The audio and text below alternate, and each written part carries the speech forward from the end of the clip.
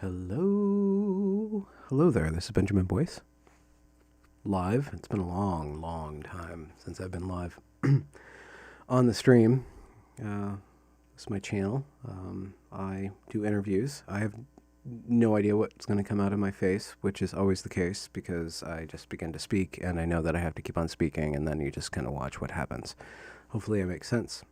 Hopefully somebody enjoys it. I'm going to wait for some people to show up before I respond to the voices in my head in a manner in which I will be delving in successive, flirtations with coherency, cogency. Hello, Deborah, Brendan. Greetings, friend. How have you been? I hope you are well. I hope you have been well. The spring is doing its fits and starts here in Olympia, Washington. I think we're going to have a 70-degree day next week. At least that is what the forecast says.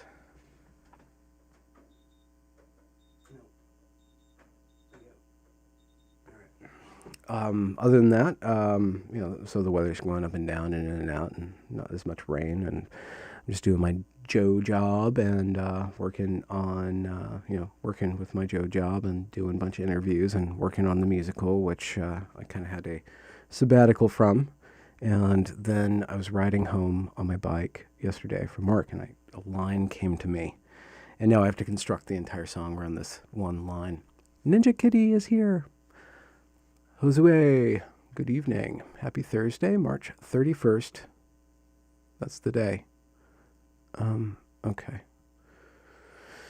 For some reason, my camera is being really dark, and it's not the camera itself. It's something in the mechanism of how it plugs in. So I don't know what to do about that, but I can do it in post. It's not too bad. It's just a little contrasty, more than it needs to be. Tomorrow is April Fool's Day, as they say. If you guys have anything planned, let me know about it. I'll keep aware of what's going on in the realm of foolery. But the thing is that every day is April Fool's Day. And every day is that day. It's kind of interesting. I've been thinking a lot about, I try to do a rambly 10-minute episode that's not rambly about my thoughts on current thingism. And it just didn't turn out well. I've just been thinking about these tides of attention and how they conglomerate onto these different issues, these current things, and then how alignments occur, affiliations occur, and then it becomes very predictable how people respond to different events if it kind of triggers their value system or not even their values. That's the hard thing about current thingism. Are people responding and expressing their values, or are they signaling an affiliation? And I think it's a little bit of both. But at the same time, when you have something as historic as Russia invading Ukraine, there's a lot of issues there, and I understand why people want to support Ukraine, which is kind of an old story now, even though it's still going on. The tide is kind of turned on that because attention just has to keep on rolling on and going over various reams of discourse. But it's still going on. And who's still paying attention to that, I'd rather pay attention to celebrity slap fights, which is kind of interesting. But that in and of itself is pretty interesting. I was thinking about the celebrity slap fight, how that is a current thing. It's such a relief of a current thing because it all comes down to one point of contact, and it was caught on camera. And of course, people will spend that one point of contact, Will Smith going up onto the podium and responding to a joke about his wife from the lips of Chris Rock and smacking Chris Rock across the face. And some people, and there's all these interpretations that come down on that. Everybody's got a hobby horse. There's the current thingers bring their lens of currenting the thing from a variety of levels, and then there's a bunch of people who are always kind of cynical. They're constantly cynical of the current thing, and then they spin these stories about how that was staged and it was a setup, and then they have these little pictures and stuff like that. And then you have the meme verse going through and making memes out of it, but it's just so relieving because it's one self-contained event. It's not like COVID or vaccination or mandates or Ukraine or this thing or that thing. It's just one point of contact, and everybody gets to have and express an opinion on that one point of contact, which is exhausting and boring and stuff, but it releases and it brings into focus for just a moment everybody onto one thing that's rather silly thing, and then of course you do all these theories about it, and then you bring up polyamory, and you bring up like, well, what is the emotions going on in Will Smith, and a bunch of people psychologize about that, and then a bunch of people critical theorize about that and call out white people for paying attention to black people smacking them and making the story about race, making the story about gender, toxic masculinity, or honor culture and stuff. It's kind of interesting. Right. And it's relieving because when people do something like that about Ukraine, talk about how Ukraine is some expression, or the word Ukraine or attention on Ukraine is an expression of white saviorism, not white saviorism, but white supremacy again, or it has something to do with gender, that doesn't make sense. And it's patently ridiculous that people are taking something like the invasion of Ukraine by Russia or by Putin as a moment to interpret the world according to their one lens of interpreting the world. And there's a deep incongruence on there because, death and destruction and war is completely different than a celebrity slap fight, which is ridiculous in and of itself. It's just completely absurd. It's completely transcendent because it doesn't really mean anything. It could mean anything. It doesn't really mean anything. It could mean anything. And so, and it doesn't have huge consequences. It's not a serious thing. It's silly that people would even take it serious. But then they do that with Ukraine, or they do that with COVID, or they do that with climate change. They do that with these huge lumbering issues that are super complex. Then it muddies the discourse about these very complex issues. War, famine, plague, all that stuff. The human condition. Everybody's like applying their lenses to the human condition when it's just, or an instance of the human condition that's super complex. They try to reduce it to their one little thing. And then they come off being like fools. But we're all current thingers, basically. We're all currenting the thing. And we're swept up into the current of the thing. That is how our attention is manifested in these swarms and this the algorithmic landscape that is just trying to keep us interested in things. And then these things, these points of coagulation of attention occur. And then you just get a bunch of crap takes on it. I just think it's interesting. I've just been trying to theorize about that and think about that. So that's some of my thoughts. I'm going to check the chat. My brother's in the chat. Tried to show Ethan, but he said, no, stop when he saw your face. Oh, Ethan, my little nephew. Ninja Kid says, this is a record for me. Seems I always discover Ben Steam's premieres 20 minutes in. Oh yeah, no, we're right in there. We're right at 8-minute mark right now. And who knows, we're going to go on. If anybody wants to ask me any questions that would help me current the thing or get a thing to current with you or before thee. Hey Charles, how's Elden Ring going? Did you make it to Elden Lord? I'm at the last final boss of Elden Ring, and so I'm doing a bunch of research to see if there's anything I should do before I defeat the final boss. Great game, fabulous game, absolute work of art, Elden Ring. Maybe I'll talk about that if you guys have any questions about that. Freddie Oblivion, like that one. Are you a husky owner, sir? Please come with us. What, are you guys gonna go into the tundras of something, or is this about some sort of Washington football team? A husky owner. This has got to be about trekking from Alaska into Russia and invading it from the backside, a little backside invasion. I don't know. That's kind of risky, but if you got huskies on your side, then I guess you'll be good. Fine. Get across that Bering Strait.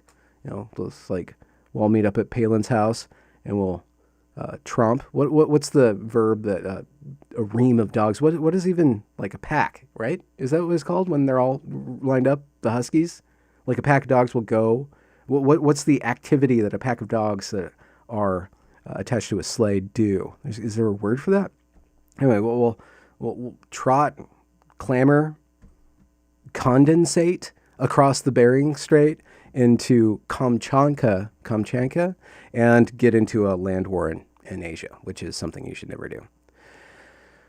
Um, yeah, brother, you're a father. You can't do what I've done with Elden Ring, which I don't recommend anybody do what I done in Elden Ring. It kind of bewitched me. I'm kind of getting out of that. Like I finally broke the spell this weekend.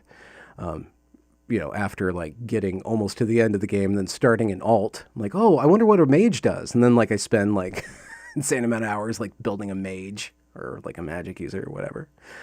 I even know. Yeah, mush. Huskies mush. That's what they do across the Bering Strait. We will go barreling merrily in our mushmobile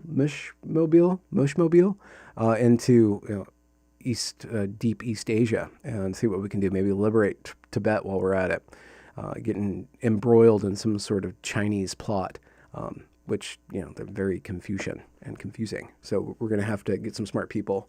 Hopefully the dogs are smart enough to belie when the Chinese spy is trying to lead us astray while we're trying to overtake Tibet, because we got distracted from trying to liberate Ukraine, or at least distract Russia, who doesn't care about us because we're just mushing, and they have bigger problems than that. Nathan Wickley, I'm saying like a backside, he says a backside invasion is risky. I think it is risky. It's a risky project. But Zach asks, any thoughts on Michael Knowles moving in on your territory and interviewing detransitioners?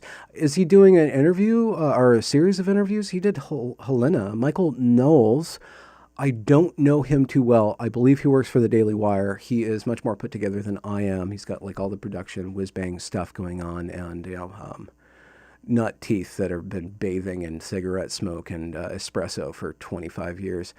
So he's much more sightly, much more professional, profound. So, and I saw from Helena, who's a detransitioner, female to male to female, who is a channel regular, I saw that she was on his show, and then that video made it to the front page. So thoughts on somebody getting into my territory? There's no such thing as really territory in this.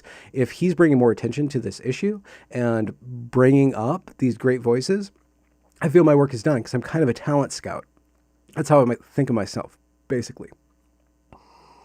For example, I would not mind having Jordan Peterson on, but I'm not going to, and I have asked him, and he said that eventually he will, but I'm not after landing big names. I'm after finding the unknown, seeing what they have to say, and seeing where they go. Helena, brilliant in this medium, brilliant young woman. It blows me away she's 23. Brilliant person.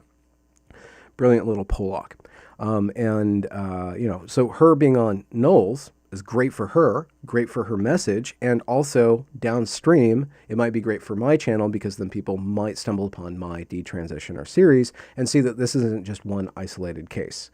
This isn't just one data point. There's actually multiple data points, and it's kind of a very big, complex issue that we cannot reduce into a hashtag, though there was Detransition Awareness Day just a couple weeks ago, which Stella O'Malley via GenSpect put on a 9-hour kind of panel with a bunch of detransitioners. And that's great.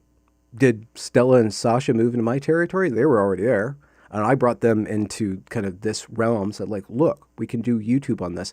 And they rolled with it. A lot of people are rolling with this story and rolling with this medium. And it all kind of helps itself. As long as the people who control the algorithm don't decide to nuke this particular topic, in which case I would be harmed by more attention coming to it, or the wrong type of attention, or too much attention too soon, because then the algorithm would ignore me, and so it wouldn't matter that I have all this material. But there's still this thing called word of mouth. Believe it or not, there's still this thing called word of mouth, and so people looking for Helena, looking for more content on Helena, will be eventually drawn to my channel, and then see that I have a bunch of other videos on that. So I have nothing but good things to say about Michael Knowles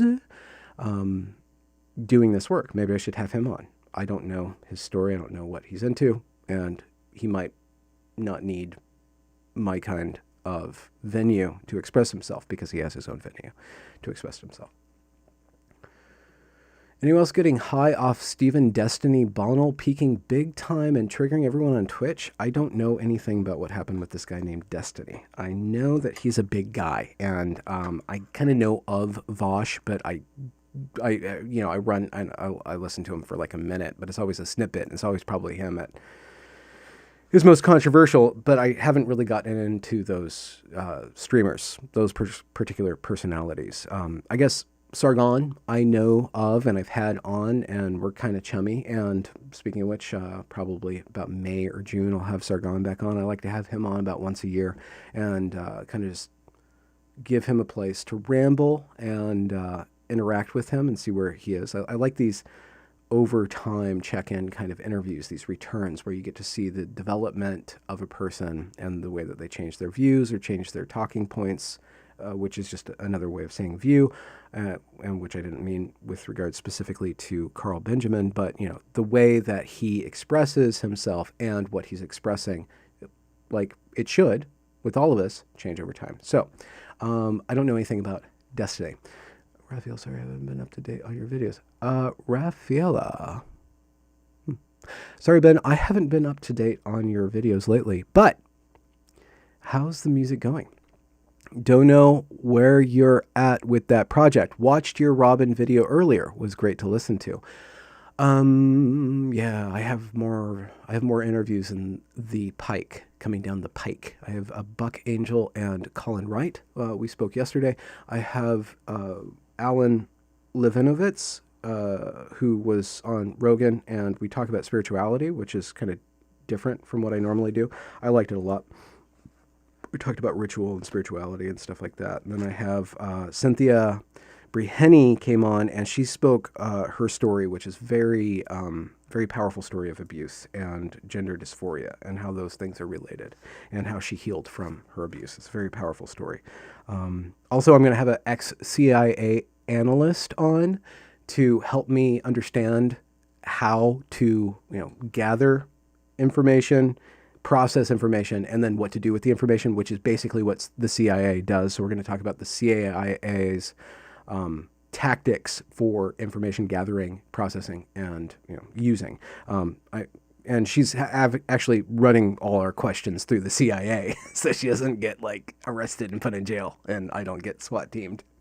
So it's kind of interesting. So the CIA will eventually watch one of my videos, or somebody at the CIA. That's pretty interesting. But that's coming down the pike too. Yeah, so I have a bunch of material that I've been very slowly putting out. But as far as the musical goes, I do have a couple of new songs. It's going pretty good. Me and Gracie meet once a week, and we go over what we have, and we're filling it out. I'm going song by song, and then we're going to have to figure out what comes between the songs. And so I was riding home yesterday on the... how's it go? No, not that one. Oh, yeah. Okay, so it's about the students, and I'm sorry about my singing voice. I'm not a singer. So the students eventually, protest or whatever they do to Chet Einstein.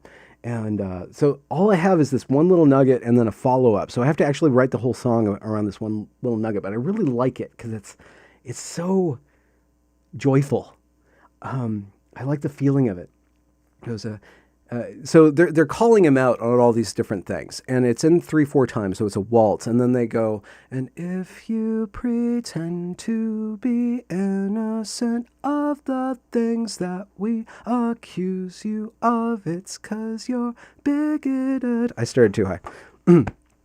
And if you pretend to be innocent of the things that we accuse you of, it's 'cause you're bigoted. Now here is somebody I haven't seen in a long time. I'll get back to the song.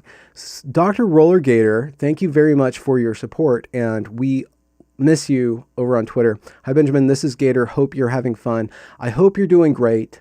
And I would like to have you on my channel, so keep on thinking about coming on my channel, and we can hide your identity through various means, and maybe even have you and King Crocoduck talk, which would be pretty freaking cool. It'd just be me and the Gators.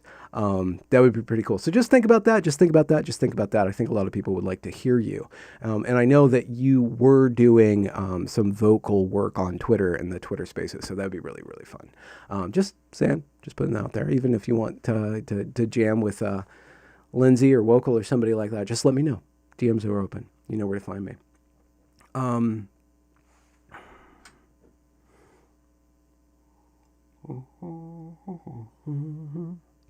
So I'm sorry, I'm losing the tune. I cannot perform in front of people. I have to be alone to hear all this music stuff. And if you pretend to be innocent of the things that we accuse you of, it's 'cause you're bigoted. And then one of the kids, the kid in the vest that's filming everything, he goes, Einstein, all you do is spout manure, telling the black folk about the racism that they endure. You're a blunt bloke and know nothing of their suffering. It's no joke, and I demand your firing. Resignstein, da da da da da. Resignstein, da da da da da da da. I have it. He's like, Weinstein, all you do is smell manure. It's going to be really fun, like, staging, because the kids are going to be so goofy and stuff. But it's going to be, the cool thing about the music, if we can pull it off, is that all the songs are filled with, like, actual joy, actual music, but the content of the lyrics is total terror. So it's just going to be this great expression and renewal and rebirthing of the evergreen woke catastrophe, and just giving it spiritual content that I think is more joyful and more attuned to actual reality with regards to human being and the spiritual reality of us as existing and being together. And music is one way in which being intrudes and then sucks us out. It intrudes into our minds, intrudes into our bodies, intrudes into our society, and then expands us out into being again. And if you can find the right music and perform it correctly, of course, which is not my job, but if you can find the right tunes, you can find the right spirit, and any material can be sucked out of the context of Evergreen and the terror that happened there. And by terror, I mean something specific. And if you watch the videos, you can see that it's a terrible thing. But sucking that out and splaying that across being, that's the way to overcome. That's the other thing to do with this wokeness stuff. We've argued about it. We've talked about it constantly, right? And I've done all my work. I've done all my homework. It's time to transcend it. Somebody had a question. Sarah Jean, I hope you're doing well. Do you have a method or guiding star when it comes to figuring out questions for your interviews? I don't know how to put it, but your cues feel different than typical interviews. You want to know my secret? So depends on the guest, really. But I have decided not to come up with questions beforehand. I never come up with questions beforehand. And sometimes that makes me nervous when I'm going into an interview. It's like, oh, what are we going to talk about? So with Alan, all he knew was that he teaches religion at a college, comparative religion, and that he wrote a book on nature, and that he's spoken with Wokal and spoken to Rogan and has thoughts. That's all I know. And so I just showed up, and right away I felt connected to him. So the first thing to do is establish some sort of connection. And sometimes that takes a while. And sometimes the person needs to be handled a little bit. And by handled, not necessarily manipulated, but made comfortable and loosened up a little bit. And so the only way to really do that without a script, which wouldn't do that, it would just cause them to perform in the moment, and whether they sink or swim on any given question is up for them to do. But to engage in the human interaction with that, like what I was talking about with music, it's the same thing. It's like we are being together. Like there's just this way of being, and it's mitigated. It's an interesting thing. Is it though? It's being mitigated through all this technology, but the technology, as long as the connection's stable, if the connection's not stable, it's really difficult for me to maintain my grounding because there's a lot of noise going on. I'm kind of sensitive to sound and stuff like that. But first step, just gaze and gain connection. And that connection has a different content depending on the person and how the person feels about you or how the person is in their life at that moment or what they want to talk about. But once you have that connection, then people usually just open up, and usually they have something that they're thinking about. Some people aren't prepared for the interview, and I end up not producing or publishing interviews where that connection doesn't get on, or people don't understand that it's just time to talk. Some people want me to ask more questions and keep on asking rather than loosening up, and sometimes that doesn't happen that first time. Or sometimes the person and I just don't click. We don't really have. I'm not really interested in what they have to say, which is nothing on them, nothing on me really. It's just that I'm just trying to figure out, like, well, what's interesting about this, and trying to get something that's interesting going. So establish the connection, start to listen to them, but also listen to the conversation as a whole, so that you can feel that the conversation's going somewhere. So question serves the purpose of getting the conversation to go somewhere, right? So sometimes I bring in my thoughts, or sometimes I ask people to just clarify what they're saying, and it just happens to be the case that it just kind of happens. So when I spoke with people who have talked to me about my show, they're like, there's something different about this Benjamin Boyce show. And that's why I stopped doing the intros too, which kind of is a bad business deal. Even though Rogan does it, he just cuts in on the interview. From what I've seen, I haven't watched all of his episodes, just the ones I'm interested in. He just cuts in to the conversation, and then you go forward. And I don't know to what extent they do show notes or anything like that, so I try to do a sentence of show notes, just say this is kind of generally the person, generally what we're going to be talking about, but I want the audience too to just kind of arrive and then wait to see what happens, so that we're all kind of on the same page. I come with no expectations other than kind of the basic knowledge. If it is a series that I'm doing on gender, sexuality, transition, or if it's an academic that I'm talking to about a situation that I've already spoken about, then I kind of already know what we're going to be talking about, which should be kind of relayed in the video title. You should kind of know, if I do it correctly, what the video title is. So we kind of have a basis of where we're headed, or what this is going to be about. And, some titles are better than others from my point of view, which is on me. But the audience is there. They don't know what they're getting into. I don't know what I'm getting into. The interviewee might have an idea of what we're getting into, but even the interviewee, when they show up and they want to talk about something, it ends up not being what they want to talk about. They're like, oh, okay, I want to talk about this. I want to talk about that. And I'm like, okay, well, let's see. Some people who are not necessarily mentally developed that much, or that deep, or that engaged. They're still trying to figure out how to think, how to speak. I don't mean to criticize anybody, but some people show up with kind of a spiel. And, for that first 10, 15, 20 minutes, they have to give me the spiel. So they're like, this is my spiel. Blah, blah, blah. I'm like, okay, and I just wait through it, because I'm not interested in the spiel.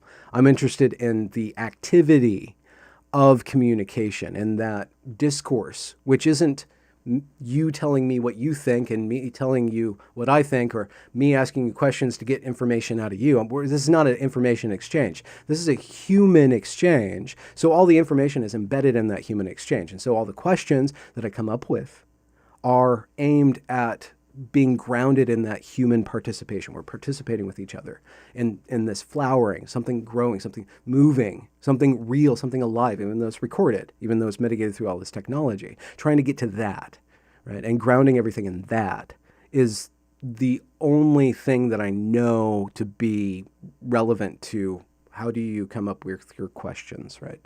It's more of a methodology, or kind of even just a theory that I have, or kind of an idea of what's going on that I don't even think about. Like, I'm trying to explain something to you that I don't even really think about unless it comes up. So there you go. I thought about it. But tomorrow's interviews with the D-trans person who isn't ready to be published yet. So we're going to interview, see how it goes. And if I get good content out of them, which is usually the case, some reason people deliver. If you treat people kindly, if you treat people the right way, they will deliver the content if they're ready to tell the story, and if they have a story that I can kind of understand in a way and handle properly to put upon the stage. So I might get content out of them, but like I say, with a lot of people who contact me, or I contact, who aren't quite ready to go public, I say, listen, let's just talk.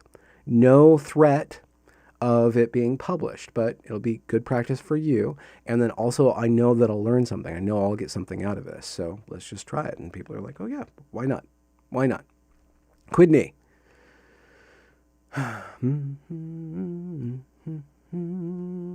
Pause for a drink of watered down wine. Hello, Em.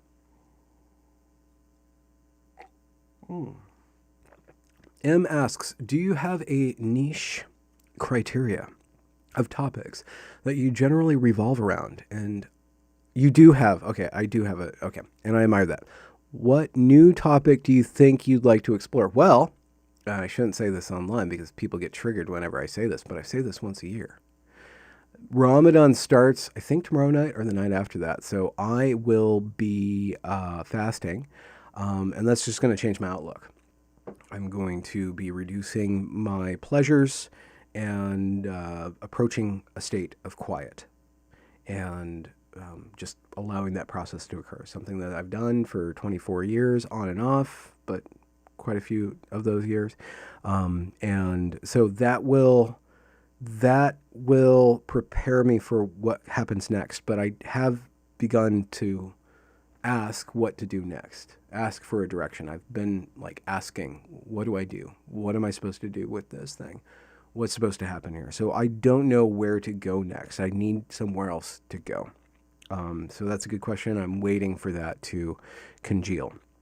I would like to somehow do something on spirituality or religion, but I really dislike the discourse, the religious discourse, and the anti-religious discourse. It's like people are just so opinionated about something that's so deep. Like everybody's got like either these ideas they believe or disbelieve something that's just so deep. And so to enter into that conversation, I would have to find the people who just like focus on that deep and just delve into the depths. Just let's delve into the depths of religious experience and how religion tries to codify that or tries to express that and other factors of religion. But I would really like to, over time, gain some sort of platform where people can come to just kind of listen to people talk about their spirituality in a way, and what does spirituality mean? And so that's kind of a long arc, and every once in a while I'll say that that's where I want to go, but it's like I have time. As long as this thing keeps on going, I have time to get there. I would really like that to happen when it's ready to happen, and I don't know when it's ready to happen, but that's always, I'm open to that. But again, spirituality, people talking about spirituality, it's a deep thing and people get really weird about it. And so getting embroiled in that deep operating system of your consciousness, there's a lot of kookiness down in there, right? Or just kookiness that people have come up to try to, codify that level of being. And it's just kind of like, well, what are we even talking about? Like, what are we even really talking? Should we even be talking about this stuff? Should we talk about God? Is God something that you talk about? I can kind of understand trying to explain it to your child or speak about it with somebody in your community of belief. I understand that, but is it something that can be talked about? That is the question, right? How do you even talk about that? That's an open question. So I do have James Lindsay and Jonathan Peugeot coming on the channel on the 5th, next week, next Tuesday. I'll probably publish it either that night or the next day. That's going to be interesting because James, he's not a Catholic, but he's a Catholic thinker. He grew up in the Catholic Church, and I think like he's just got, that's just a part of his ancestry, and he's a rationalist. Peugeot is a symbolist and Eastern Orthodox and a believer. So I hope we don't get mired into belief in God, but I want to see how those two styles of thinking interact, because they're both concerned generally about the same thing, the so-called culture war. And so to see how those two interact is going to be a treat for me. We'll see what happens on the out end, how it comes out.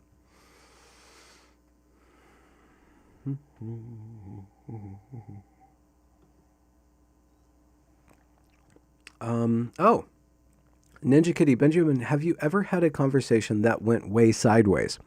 Person got angry or bailed after frustration. You were so calm and open, I would think not. I have interviews that just aren't worth publishing.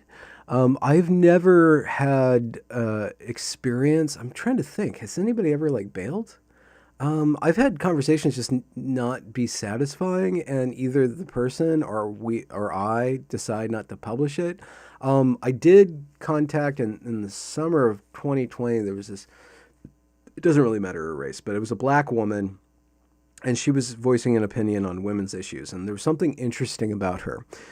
So I interviewed her, and she turned out to be into QAnon, and she was convinced that President Trump was like basically the right hand of God, and was battling pedophile Satanists in our government, and it was really weird. And I'm like, I guess I should publish that. I never published that. I'm like, that just went, I don't know. I don't know about publishing that. I don't know if that's going to look good for her to have that out there. She did agree with that. That's just so weird. I guess I should have published it. It would probably be really interesting to like, I should go back and listen if I can find it. It's just so weird. So I didn't publish it. I'm like, so I was trying to like figure out like, how does she believe this? How does she come to believe that? So I should go back and watch it. But that was the sidewaysiest thing that's ever happened. You know, and then there's drama. You have people on, and they end up hating you one way or another. But that's just perennial with the delving into certain feminist circles, which is interesting. That's a whole topic. I don't want to touch that. But the Lancic, Karen Davis story and developments that are happening are just really fascinating to me. And I keep up with them, watching their antics on Gitter and watching that just watching that happen. It's just like, what's going on? Why are you guys acting like this? This doesn't make any sense. But I don't really want to get into it. Because I think eventually Lancic's going to come back on my show. I really think really highly of her, and I have a really kind feeling about her. I have a really friendly feeling for her. It's really strong. Like, I really cherish her in a way. So I would like to have her back on. So I don't want to like dive into the drama or whatever, but it's really weird. It's really weird. Anyways, let's go on. Ninja's got his tea, her tea, Ninja Kitty. Never asked your pronouns, dude. Does it get better on a Thursday night? Yeah, where's common ground? Ninja Kitty, are you a girl or a boy? Apophatic theology do be like that. What's that word? Wait, I'm not going to look it up on my phone. I have a dictionary right here. Apophatic. Apophatic. It's not coming up. Maybe in Wikipedia. Apophasis, a rhetoric device whereby the speaker raises something by denying it.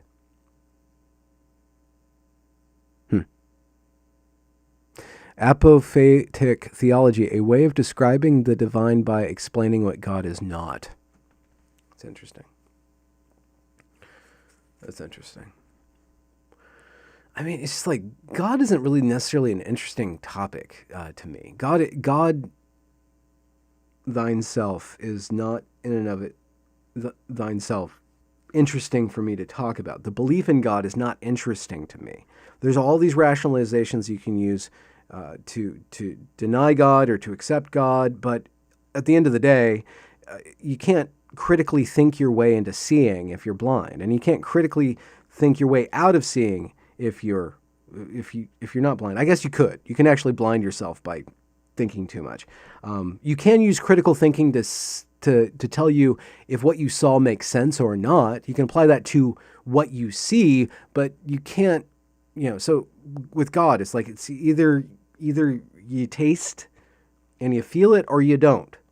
And arguing your way to a place where you can feel it, or arguing a way into a place where you deny it, is beside the point of thine self. Like, it's just not interesting to me. It's like, your belief doesn't matter, but I want your experiences. I'm interested in your experiences of the transcendent and how that has altered you, and how you make sense of that when you come out of that transcendent space.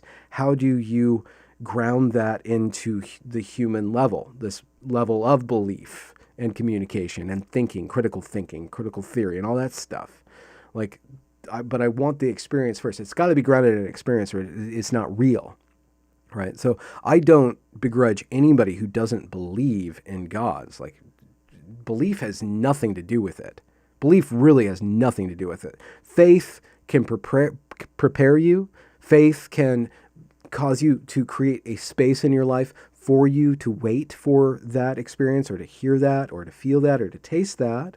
Faith can can make that sacred space ready, can prepare the ground, and it can relate what you experience in that space to your daily living. That is the use of faith, but belief and faith can't cause you to have that. You are either touched or you're not touched, and it's not up to you. So the mode of communication that we have, which is a gift for us to relate to each other and to relate to the world and to figure things out, is not about that stuff. So I want to know what that experience was and where you were and what it did to you, and if you went manic, you went depressive, or it caused you to break up with your girlfriend or something like that. Like, what is the result? What is the impact of the spiritual upon your life? I want the evidence, not the theory, right? Because I don't think the theory's worth anything. I mean, it's worth anything if you're into it, and there's a lot of really interesting stuff out there. I wouldn't mind actually doing some sort of comparative religion where it's respectfully investigating different people's belief systems. I'm fine with that, but then you have to deal with people arguing about belief and I know this thing of the sex and the sects stuff, What am I talking about? Anyways. Did you guys say gay today? Because you're not supposed to.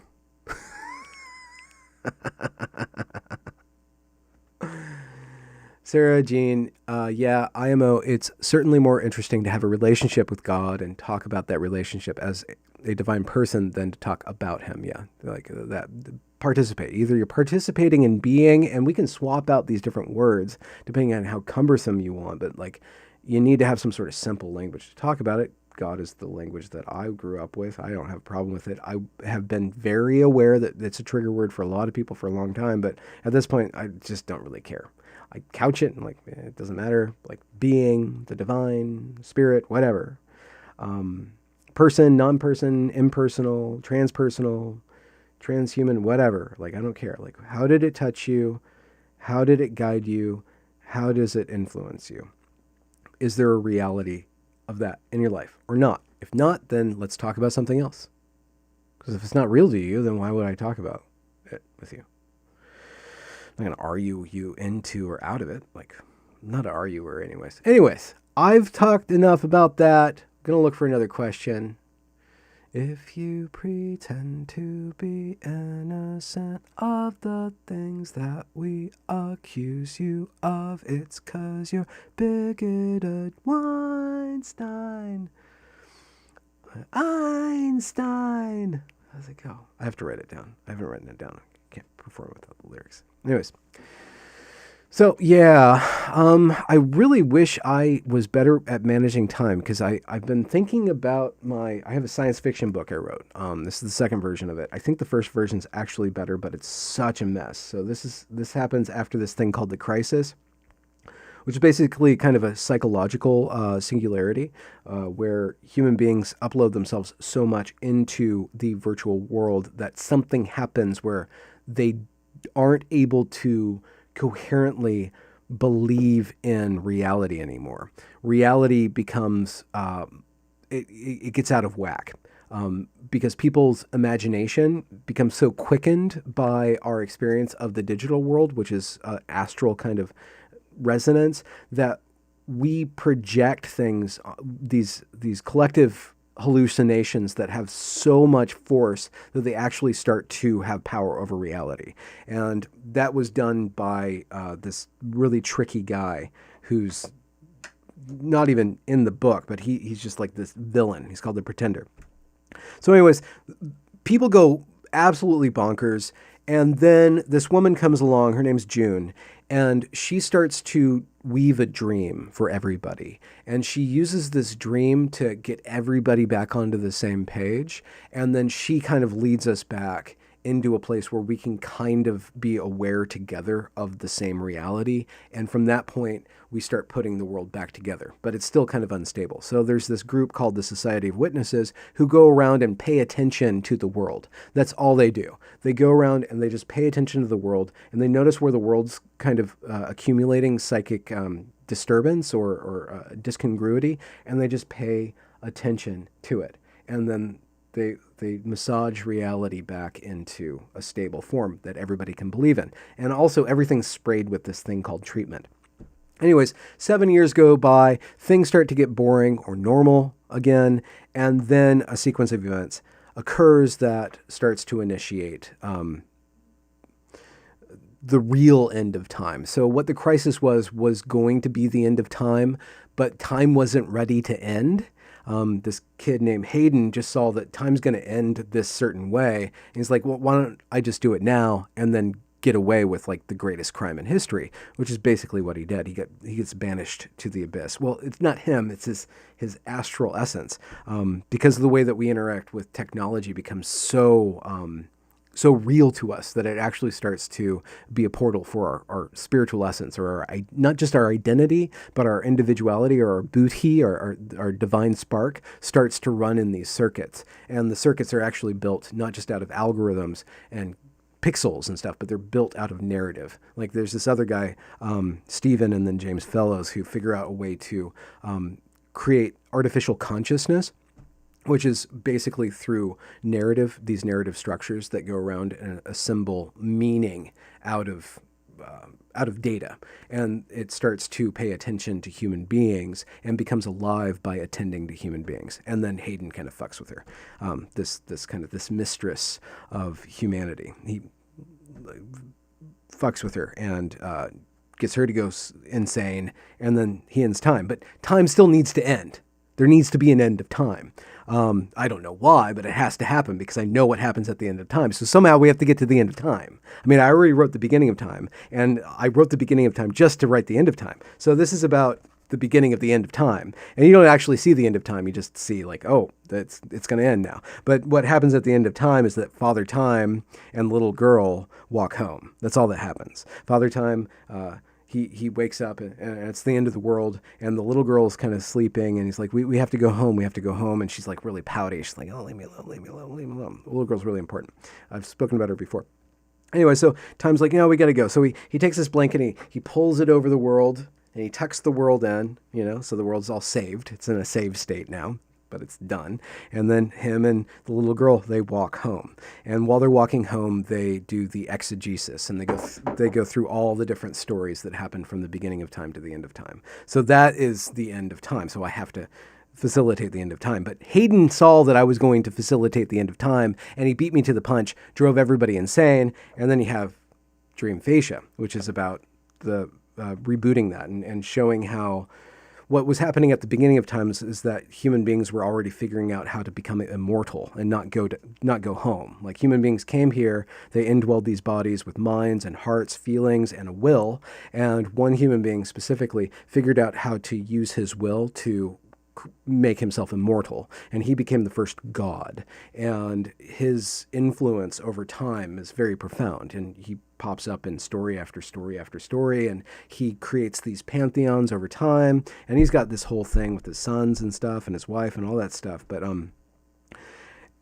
basically when human beings start to interact with themselves and create this spirit machine, this machine that's conscious, that they can reside in, they can upload their spiritual essence into, they start to kind of tap on the door of the gods. And the gods aren't so happy about that, because the gods actually earned their immortality by subsuming themselves into pure will. And technology is a cheat.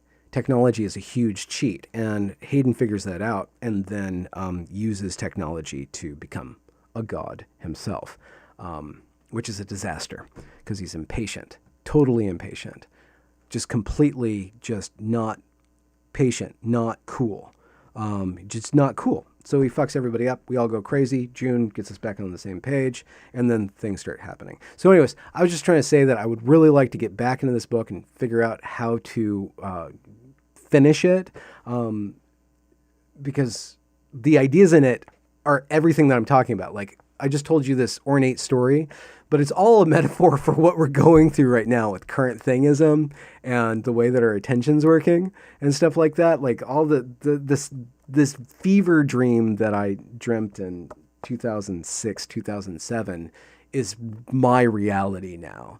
And it goes in, there's some really interesting thoughts that younger me, who was just trying to write, I wrote I wrote book after book after book, and I finally wrote this one. I'm like, I finally have a book. And then my life imploded, and I never like went through sentence by sentence and perfected it, which is okay, whatever. But there was things that I was seeing that were possible back then that are now actual and living, and people are trying to talk about it using spiritual language, using powers and principalities, egregores and stuff like that. And it's just a lot of the conversation that I see about us trying to relate to what we're relating through, meaning us becoming self-aware of how social media is kind of defining us and driving us.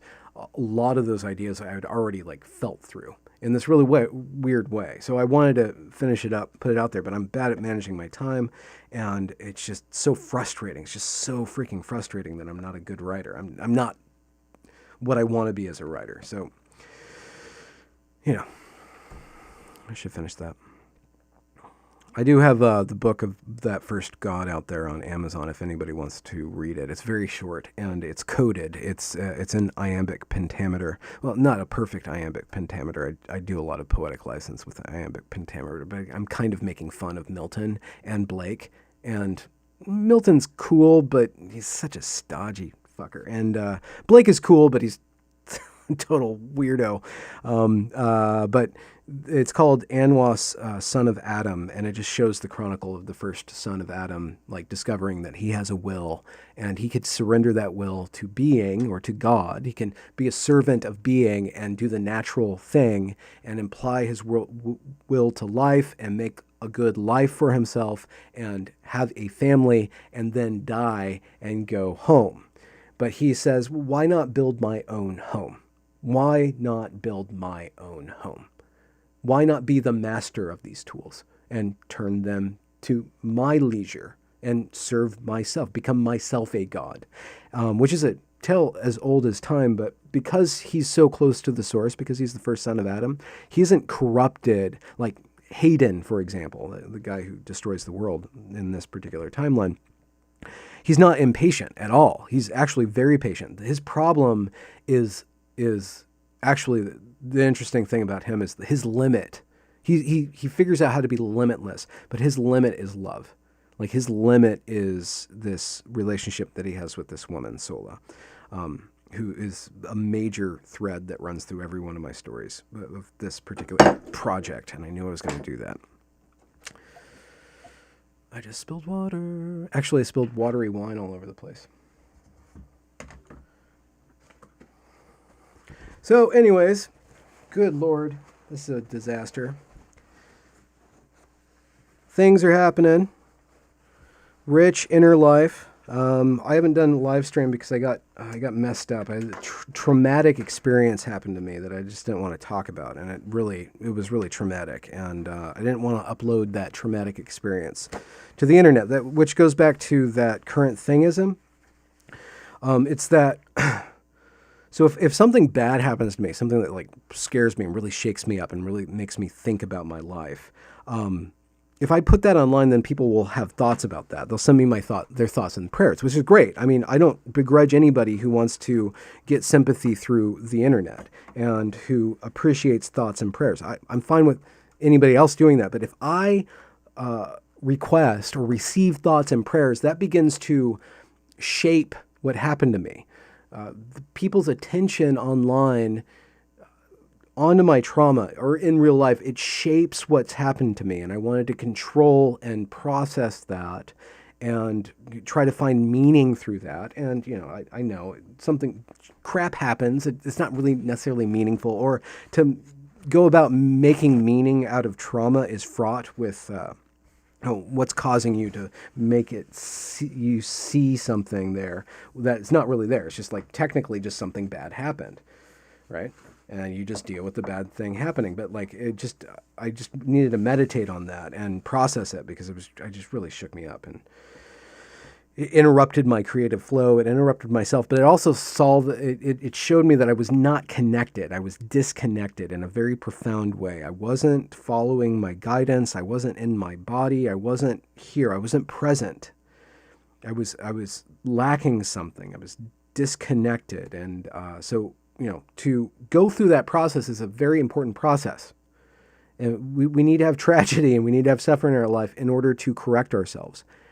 These things that happen in our life, if they are meaningful, even if they aren't meaningful, they are an opportunity to re-examine your life and to take those feelings of dread, despair, terror, whatever it is, and apply that to your relationship with reality, because it really, some things just really like bolt you away. It's like, whoa, there are parameters to life and you have to be aware of them. Why would I not be aware of them? Why would I not be respecting them? And then you go through a process of questioning yourself. To upload an event like that online is to accumulate a bunch of thoughts and prayers, which are fine if they're just positive, like I love you or it's okay, blah, blah, blah, blah, blah.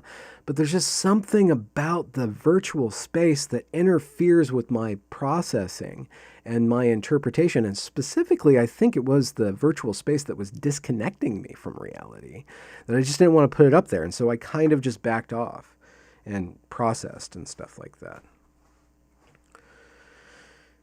I need to make sure that if I have a cup on my table, that I'm not, when I'm live streaming, that it's in the right space, because I use my hands a lot. Now my keyboard's all messed up. And my mouse is all messed up. I might not even be able to end this live streaming. I'll have to shut off my computer.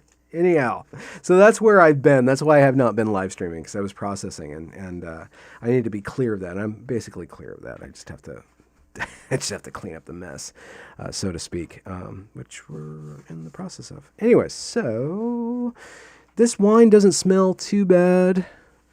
I will open up a window. So what else is going on? Got to work on this musical, finish the musical. I would like to do more work on literature. It's just really hard for me to concentrate on the page while I'm running this channel. And I think that I have to be in the correct spot. I'm not really organizing my time. Plus, I have a job that's a split shift. So my first 2 hours are driving a bus, and then my mid 2 hours driving the bus. And those first 2 hours are where I do my writing. Like, that is where I would do my writing. So I would need to either wake up early or wait for summer to do that. And I just need to be more disciplined. So maybe that's the direction that I'll go. Though, because of stupid decisions that I made, I really have to pump out content right now. I have to get through this year.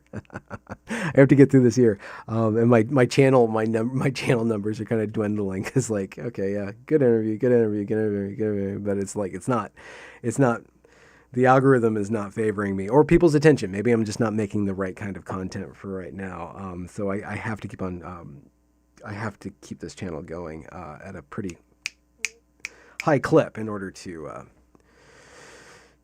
clean up a mess. Anyhow.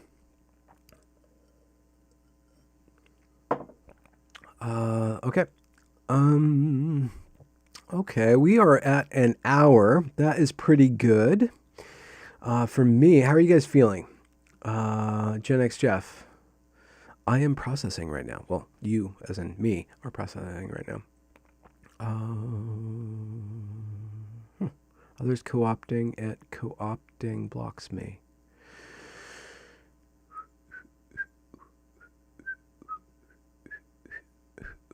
Jeff is saying that tragedy is not a necessity. Suffering isn't needed. Maybe not. It keeps on happening, though, so you might as well treat it as a necessity. But I take your point.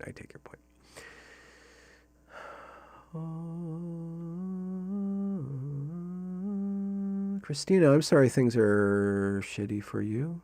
Did you DM me earlier? You look like somebody DM'd me. I'm sorry, I'm going to make you bigger. That is not a Wooster. That is not something that would mush you into Kamchatka. I think you messaged me earlier. Anyways, if you're the person, I feel your pain. If not, I'm sorry that you're going through bad things right now. You got this. You'll be fine. There's guidance, and there's joy, and there's opportunity. I firmly believe that is there for you. Yes, Benjamin, it can be easy to rethink how one thinks about what happened based on someone else's experience with something similar. That person has not had your life, so will not be ideal. Oh. Okay. I think we're good, unless there was one more thing. It's just the musical Lindsay and Peugeot on next week. Look forward to that. I have an interview that I'll post tomorrow or the day after that, because while I have to produce content, I have to space it out because it's Ramadan and I have nothing planned for Ramadan. I'm just going to open myself up. So I will try to do content and stuff. We'll see what happens with that. Which is just, for me, I'm not a Muslim. I'm not Islamic. I was told to do that once. Something inside me said to do that, and it turned out to be really necessary for me. It's a time to kind of get the gunk out, reset myself, gain clarity, and it usually gives me some sort of insight and direction. So that's why I do it. Maybe I'm appropriating it for the wrong reason, but it's not, I'm sharing that with you. I shouldn't even be talking about it. You shouldn't even talk about that, but just sharing. Because like, oh, look at this guy. It's going to fast, blah, blah, blah. It's like, you're Ramadan, now you're Islam, blah, blah, blah, Islam, blah. It's like, oh, God, blah. It's like, no, dude, I'm just going to take a break from things. I'm just going to take a break. I'm going to get quiet, and I'm going to ask from the quietest place that I can get to. If I can get quiet, I'm going to ask, what should I do next? Where should I go? What should I be doing? What should I do? I need to know, or I need a direction, a new direction, right? So I want that for myself. I hope if that's what you want, that you get that too. And I hope that you guys are doing well. And I got to do some laundry and get ready to make pizza and try to finish the last boss of Elden Ring, what my girlfriend calls Elvish Horns, which is a beautiful game. From Software, Demon Souls, Dark Souls, Bloodborne. Didn't really get into it, a little too dreary. Elden Ring, open world, difficult but doable. Mesmerizing, just a mesmerizing piece of art. It's just a piece of art. That very in the medium of gaming, and gaming is a whole other topic. Like, what does that mean? What is gaming? What do you do? And like, I did a whole book on that, because gaming is what gets us. The people who figure out how gaming works, how to install willfulness, not just choice and not just agreement, which is what we have now. In games, we have choice. You can choose to do that. You can choose to do this other thing. Open world games, basically, they have a bunch of different choices, but the choices are already kind of made and foreseen. Sandbox games, like, there can be some sort of playfulness. And with the Dark Souls platform and the way that it's open and the RPG nature of it, of you building up your character and solving all these different problems, being the bosses or being the mobs or building your character, you can go about all these different ways, but it's still basically choice. It's at the end of the game, you didn't create your own character. I mean, you had an experience through an avatar, but it wasn't really yours. It was provided to you. So there's that. In the gaming space, there's a bunch of choices, and we're trying to figure out choices and give people more choices, but there's not really will. It's not like you're not really creating things. You're not really exerting your power. You're just participating in entertainment still. There's a boundary there. I'm probably not defining it correctly, or somebody can probably actually define it much better than me. And then in the social space, we constantly fall into agreement and disagreement, which is basically just choice. It's not actual community. It's not actual society. It's still just kind of agreement or disagreement, like or dislike. It's still on a very binary, rudimentary lens. We're not really there yet. And once the people in my fiction figure out how to embed that, how to simulate will, and then how to allow people to access will in this sphere, in this astral plane, through a mixture of kind of gaming and media, that's when we start to really upload our belief and our attention fully. And it starts to become really alive and wide, not just mitigated through sentences and pocket phones, but really immersive, where you're really in this kind of living world, because they figure out how life operates, like through will, through urge, through force. There's this whole thing that he goes off on, Stephen goes off on, who lays the groundwork for what James Fellows and Elias, other such, like, create into this realm, this queue, and then there's this other crazy asshole named Dr. Otherside who's like this total mad. Like he's chaotic neutral. He could be really evil or really not, but he's the one who teaches Hayden how to end time, and Hayden actually pulls the trigger on that. What? It's the story. So why was I talking about that? There was something about gaming. So gaming's just an interesting thing. You can really get swept up into it. It's really mesmerizing, hypnotic, false, luciferic, not satanic, but luciferic in the sense of it's made out of lights and sounds. It's not really real, and it's basically a bunch of processes that are running you just as much as you're running them, but it's still, in certain instances, there are certain games where it's like, that is just pristine. That is a work of art that's transcendent of the medium. And I have to actually control my delving into it because I really get into it. But then you just do some mystic, some Irish mystic that I read when I was 20. It's like when the devil is tempting you and you can't resist, just kind of dive into it, and then you kind of come out the other side. There's certain instances where that's actually true. So like when there's certain addictions, video games, stuff like that. It's like you just be possessed by it. Just go all the way through to the other end so that you're fulfilled, that you're tired of it, you're done with it. And I have a weakness for gaming, but only certain games now. And Elden Ring did definitely scratch that itch. Beautiful game. Pretty big, pretty long, pretty wonderful. That's that. So I just have that one more boss, and then I'm going to do it, and I'm going to do some laundry and get some pizza made, and our calzone. She wants calzone. Ugh. So I'll just get the dough out and prep it so she can do the calzone, because I don't understand how she does the calzone.